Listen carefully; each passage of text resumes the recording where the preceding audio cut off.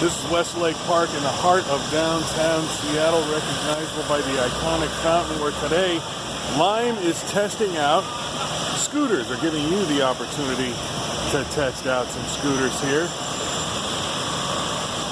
So we're going to see how it goes, and we can talk about that. Helmet up? Yeah, no, you look great, Gabriel. This is Gabriel. He's the Director of Strategic Development for Lime. Gabriel, firstly, let me ask you a little bit about the test here. What are you doing today? Really just want to show off the scooters, give people a chance to try them out. We've obviously hear a lot from people who have gone to other cities and tried them out. We get requests from our riders saying when a scooter is coming to Seattle, and they're not here live, but we want to give people a chance to try them out and see. What's the response been so far? Great. We got a lot of people enjoying. You can see a bunch riding right now, and people having fun. Yeah, they are indeed having a good time. Now, the City of Seattle, as I understand it, has not quite allowed the scooters yet. What are we trying to work out in terms of an agreement there? Yeah, so we're, I think the city is taking a wait-and-see approach. They're looking for data from other cities to see how they're doing. From our perspective, we're doing our best to give the city what data we can and support their sort of research and understanding of the scooter and what it can do in the city. You know, obviously Tacoma's got them and Spokane's got them, but then from a data perspective, Portland will be coming out with some data soon. Salt Lake City actually just had some data about safety the other day, which was, you know, consistent with sort of bikes and pedestrians.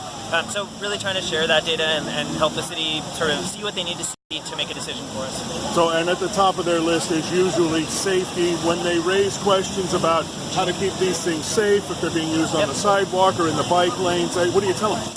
So in terms of safety, we obviously encourage safety, and we've given out in Seattle alone over 1,000 helmets just with our bike program.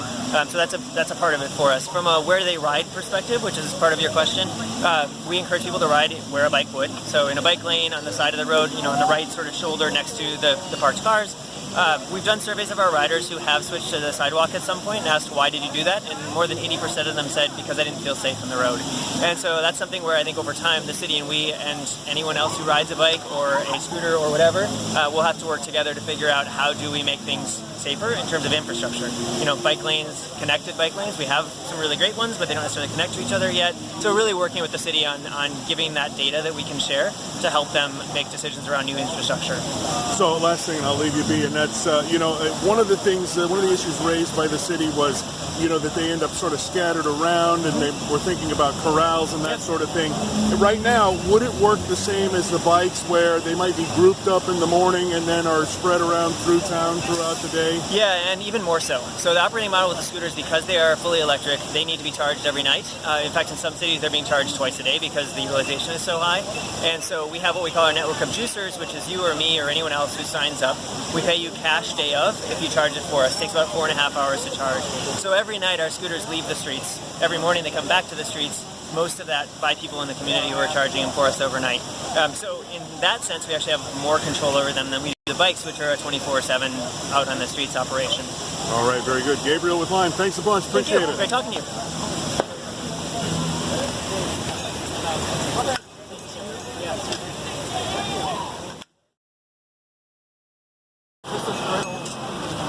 This man right here is, looks like he's pretty slick on this thing. Like he was getting some moves and moving it along, and he's very smooth.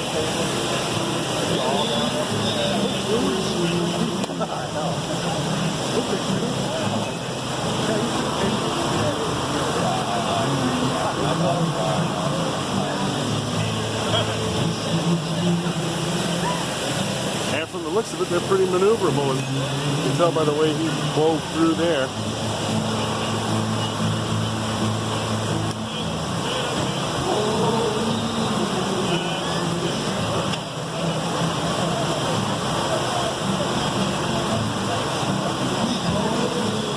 See what I mean? Kind of zipping along there.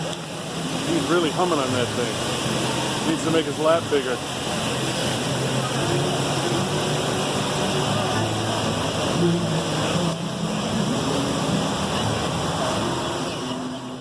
These young ladies from Seattle have just finished riding the scooter. What did you think? Oh, it was so fun. It was awesome. I've actually done it before, but it's really fun, and I really enjoyed it.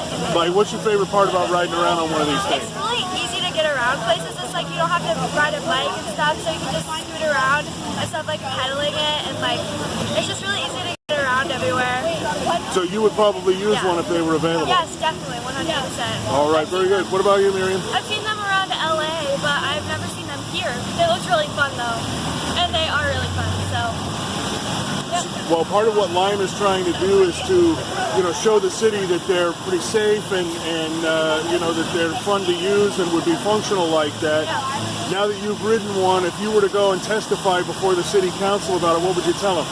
I would tell them that it's really fun and it'd be a great addition to the city, I think. Yeah, and they give you the helmet, so you feel. Yeah. Did you feel pretty safe and comfortable on it? I did. I felt really safe. Okay, I felt like I was gonna, flop over on my side. I had to figure out where to put my feet to get the right balance, Yeah. but it worked out. How about you? Were you safe and comfortable on it? Yes, I felt safe and comfortable. The helmet made me feel a little bit more safe, It's like hard to get the hang of it, but once you get the hang of it, it's easy. Yeah. All right, very good. Thanks, ladies. Appreciate it. Bye.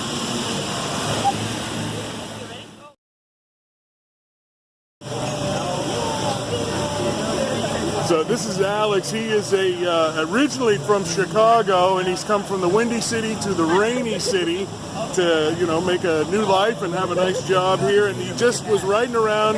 You'll see in the video, he's riding around like a pro on these Lime scooters, but you'd never really ridden one before. So what'd you think? First time, it felt awesome. It went way faster than I expected. Feels like it could be a little dangerous if you don't know what you're doing, if you're just hopping off without any training, but was really thrilling, and I would totally use it to get around town. Okay, so now you mentioned the possibility of some potential danger. You were moving around this course a little bit fast.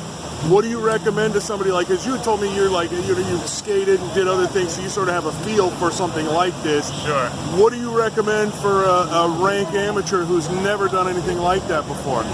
I would say they have Segway tours, doing something, maybe if they have kind of motorized scooter tours, some kind of training available for people who have never done it before. I think that would be a great idea. Otherwise, at least stick to trying it out at local parks, somewhere where it's in a controlled, safe environment where you don't have cars and pedestrians flying all over the place. Otherwise, someone who's used to kind of biking in the streets would probably be totally fine with this. All right. So now you mentioned that it was thrilling to ride it. What about it made it so thrilling? It just felt like the acceleration was better than I expected. It just felt like it took corners really quickly. It felt like I was kind of flying on the ground without having to do any work, since it's motorized, and found that really exciting. Yeah, well, and you were not only moving around at a pretty good clip, but I noticed at one point you lowered your center of gravity a little bit. Is that a technique you'd recommend? I think it just takes experience to figure out how to ride comfortably and safely on wheeled vehicles. So I think it's something just from biking. It's probably a natural experience for me. All right, very good. Alex, thanks a bunch, and welcome to Seattle. You'll want to get a hood on that jacket for the rain. Looking forward to it. Thank you so much.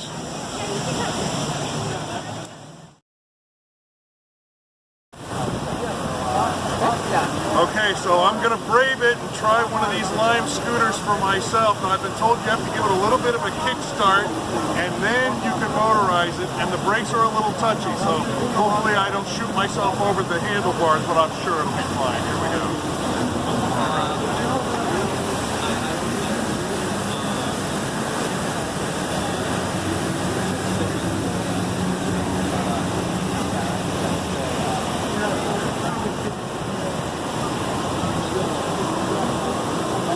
Apparently I need to work on my balance.